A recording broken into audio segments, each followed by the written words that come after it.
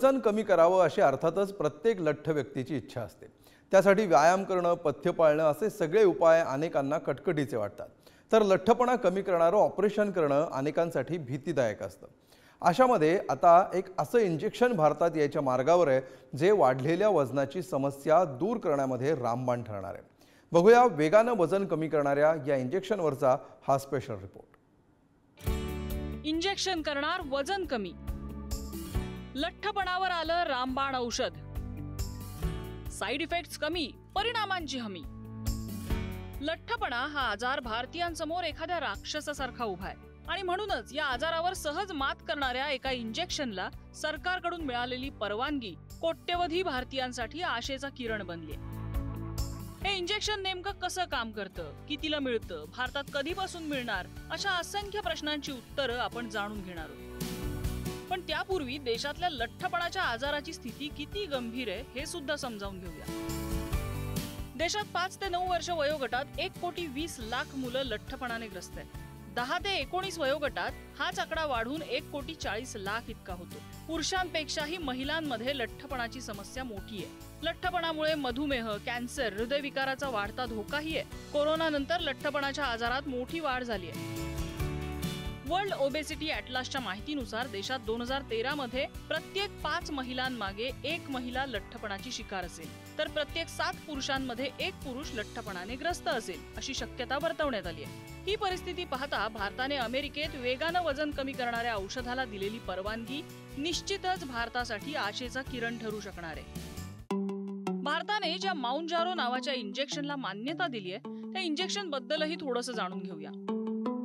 माउंजारो ह्या इंजेक्शनची वैशिष्ट्य काय आहेत, तर अमेरिकेतली कंपनी इलाय लिली यांनी त्याची निर्मिती केली आहे। टिर्जेपेटाइड या औषधाचा यामध्ये वापर करण्यात आलाय। टाइप 2 डायबिटीसच्या नियंत्रणात याचा वापर होतो। तज्ञांच्या मते 72 तासात हे इंजेक्शन 20.9% लठ्ठपणा कमी करेल।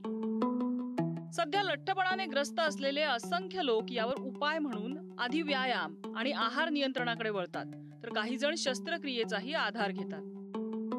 सर्वात आधी जी आपली डाएट आहे, तर डाएटमध्ये आपण काय कंझ्युम केलं पाहिजे, किती कॅलरीज इंटेक केला पाहिजे, या सगळ्या गोष्टीवरती मॅटर करतो।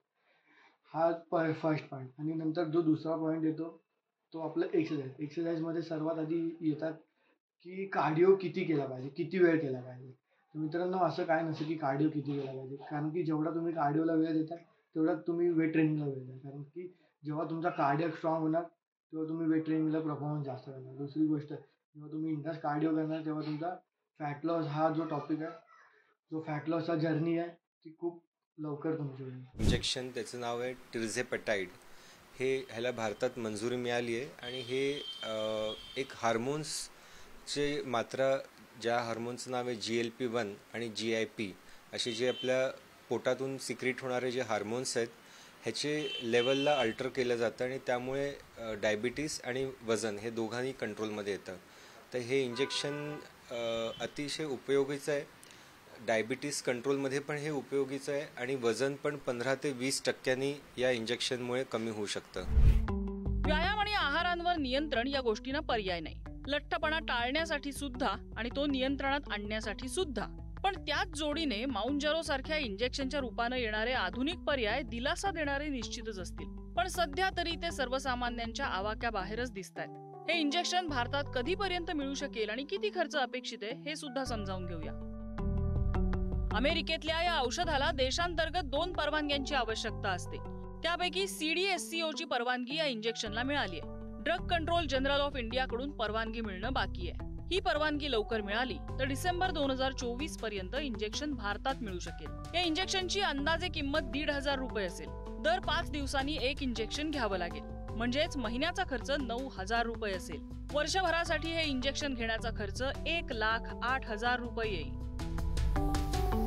माउंजारो या इंजेक्शनची किंमत पाहता सर्वसामान्यांसाठी ते कितपत परवडणारं असेल याबद्दल प्रश्नच आहे। पण किमान या आजाराशी लढणाऱ्या अनेकांसाठी, वेदनादायी शस्त्रक्रियेची भीती बाळगणाऱ्यांसाठी हा पर्याय अर्थातच दिलासा देणारा ठरणार आहे। गुरुप्रसाद जाधव सह ब्युरो रिपोर्ट, पुढारी न्यूज।